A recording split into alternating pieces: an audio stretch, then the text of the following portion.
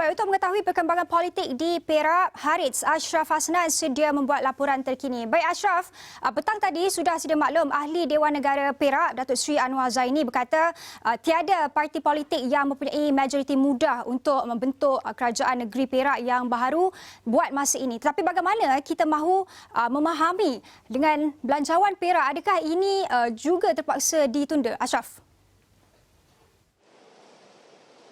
Ya, Syazwani, pastinya kalau kita nak bercakap berkenaan dengan perjalanan sidang Dewan Undangan Negeri Perak yang telah pun ditangguhkan pada Jumaat lalu dan bakal bersambung semula esok dan ianya dijadualkan pada jam 2.30 petang. Bercakap berkenaan dengan belanjawan Negeri Perak 2021, pastinya ia tidak boleh dibentang sesegera mungkin. Kerana kalau mengikut andaian kami, ramalan pihak media yang berada di sini, kita anggarkan bahawa berkemungkinan hari ini ataupun esok akan diadakan Majlis Angkat Sumpah Menteri Besar Perak yang baru. Kemudian 2.30 petang sidang Dewan Undangan Negeri akan berjalan seperti biasa. Tetapi nampaknya belum ada tanda-tanda apabila seperti yang ramai sedia maklum bahawa belum ada lagi parti yang dapat meyakinkan Paduka Seri Sultan Perak untuk menubuhkan kerajaan negeri Perak yang baharu sekaligus untuk baginda melantik seorang individu sebagai Menteri Besar Perak ke-14. Dan ianya sekaligus menunjukkan bahawa belanjawan negeri Perak berkemungkinan tidak dapat dibentangkan dalam tempoh seminggu atau dua ini. Kerana lantikan perlu dilakukan dengan sesegera mungkin.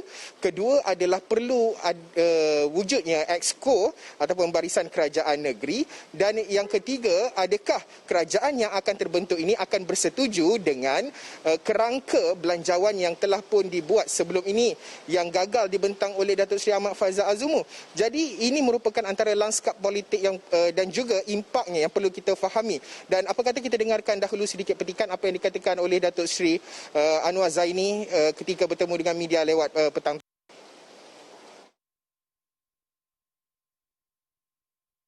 Oleh kerana masih Duli Yang Maha belum diyakinkan mana-mana pihak sudah ada the simple majority dan tidak sehingga Duli Yang Maha diperkenan yakin sudah ada mana-mana pihak yang mempunyai majoriti mudah barulah istiadat akad sumpah boleh dilaksanakan. Oleh kerana itu Duli Yang Mulia belum dapat diyakinkan oleh mana-mana pihak. Kita akan tunggu sampai mereka telah bersedia dengan meyakinkan Duli Yang Maha Mulia dan Duli Yang Mulia berpuas hati sudah ada majoriti mudah untuk menubuhkan kerajaan. Baik Ashraf, apakah boleh Perak tidak memiliki menteri besar dan jika ya, bagaimana kerajaan negeri itu berfungsi? Syazwani, pada ketika ini ianya konsep hampir sama seperti kalau kita lihat apabila pembubaran berlaku sama ada di peringkat DUN maupun di peringkat Parlimen.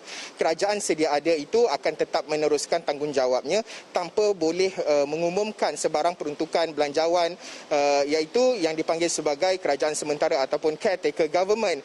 Buat masa ini konsepnya masih lagi terlaksana walaupun Datuk Seri Ahmad Faizal Azumu menyatakan bahawa beliau meletakkan jawatan sebagai Menteri Besar Perak selepas gagal memperoleh majoriti sokongan kepercayaan di Dewan Undangan Negeri Jumaat lalu. Dan pastinya kalau sedikit boleh saya sentuh calon-calon Menteri Besar, sukar untuk kita gambarkan pada ketika ini, tetapi UMNO di peringkat negeri telah pun secara konsensus adun-adunnya menamakan Pengerusi Perhubungan Negeri Datuk Sarani Mohamad. Tetapi ada juga nama-nama lain. Datuk Syarul Zaman Yahya menyatakan bahawa untuk kita hentikan semua spekulasi berkait nama beliau, malah terdapat juga nama lain seperti Datuk Seri Dr. Zamri Abdul Kadir yang dikatakan turut menghadap Paduka Seri Sultan Perak pada sebelah petang tadi.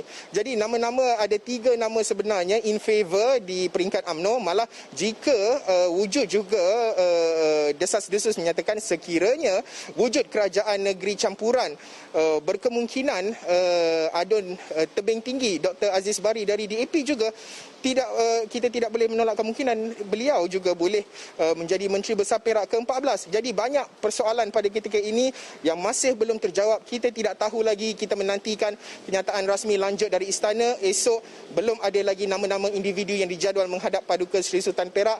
Persoalan masih lagi kekal menjadi persoalan ketika ini, Syazwani.